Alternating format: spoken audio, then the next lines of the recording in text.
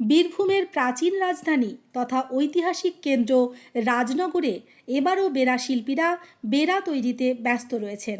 এমন দৃশ্য এবারও লক্ষ্য করা যায় রাজনগর থানা সংলগ্ন হাটতলা মোড়ে, বণিকপাড়ায়, বাসস্ট্যান্ডের কাছে দশকর্মার দোকানগুলিতে। বণিকপাড়ায় গেলেও এমন দৃশ্য চোখে পড়বে। মালিপাড়ার মালাকার পদবীর বেড়াশিল্পীরা বংশ পরম্পরায় এই বেড়া তৈরি করে আসছেন বলে জানা গিয়েছে। এই প্রথা সুদূর অতীতেও রাজনগরের রাজারা চালু করেন। আজও এলাকার বিভিন্ন সংখ্যালঘু অধ্যুষিত গ্রামে বাসিন্দারা ভাদ্র মাসে এই বেড়া উৎসব পালন করে থাকেন। স্থানীয়দের বক্তব্য, এটা প্রচলিত বিশ্বাস।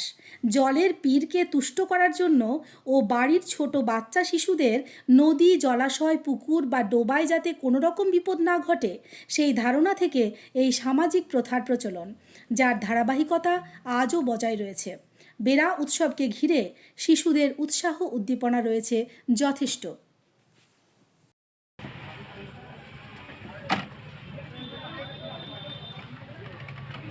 আচ্ছা, আপনারা যে এই বেড়া তৈরি করছেন প্রতি বছর এই ভাদ্র মাসেই এটি বিক্রি হয় বেশি, তাই তো? হ্যাঁ, ভাদ্র মাস, পুরো ভাদ্র মাসে চলবে। তাহলে ভাদ্র মাস শুরুর প্রথম দিক থেকে আপনারা শুরু করেছেন এই কাজ। হ্যাঁ হ্যাঁ। আর এই বেড়া কিনে নিয়ে যাই বিভিন্ন এলাকা থেকে মানুষ আসে, তাই তো? একদম গোটা এলাকা জুড়ে বেড়া আচ্ছা। কিনে নিয়ে যায়, প্রতি বছরই হয় এটা। আচ্ছা। এই ভাদ্র মাসে শুরু হবে, গোটা ভাদ্র মাস ধরে চলবে। এবং এই বেড়া পরব যারা পালন করেন তারা রাজনগরের বিভিন্ন গ্রাম থেকে, এমনকি সংলগ্ন ঝাড়খণ্ড থেকেও আসেন ঝাড়খণ্ড থেকে কিনে নিয়ে যাওয়ার জন্য। বাইরে বহু আসে। আচ্ছা, বিভিন্ন আকৃতির এবং বিভিন্ন ডিজাইনের এগুলো তৈরি হচ্ছে, তাই তো? হ্যাঁ।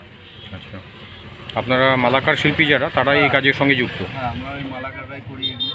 আচ্ছা, এবছরও কি আপনারা মনে করছেন যে বিক্রি ভালোই হবে? হ্যাঁ, বিক্রি প্রতি বছরই হয়, এই বছরও হবে। আচ্ছা, মানে ভাদ্র মাসের শেষের দিকে বিক্রিটা বেশি হয়? হ্যাঁ হ্যাঁ, শেষের দিকে বেশি হয়। আচ্ছা, সাথেই হয়, এক এক গ্রাম একসাথেই করে। আপনারা এই যে সোলার শিল্পী এবং বেড়া শিল্পের যে কাজের সঙ্গে যুক্ত, এটা কি কয়েক পুরুষ থেকে আপনাদের এই কাজ চলে আসছে? হ্যাঁ হ্যাঁ, বংশ পরম্পরা একদম চলে আসে। এখন বাবাও করতেন বা এখনও করেন, আর আপনিও করেন? হ্যাঁ। আচ্ছা, আপনার নাম এবং পরিচয়? আমার নাম ভোলা মালাকার, আচ্ছা। আমাদের মালিপাড়া বাড়ি। আচ্ছা, এই মালাকার শিল্পী এবং বেড়া শিল্পী হিসেবে আছে। আচ্ছা, ধন্যবাদ। আচ্ছা, দেখতে পাচ্ছি যে বেড়া শিল্পী হিসেবে আপনিও এই রাজনগর থানার যে রাস্তা, এই রাস্তার পাশে আপনাদের দোকান রয়েছে, তো এখানে এই বেড়া তৈরি করছেন। এটা প্রতিবারই এই বেড়া তৈরি কাজ চলে, তাই তো?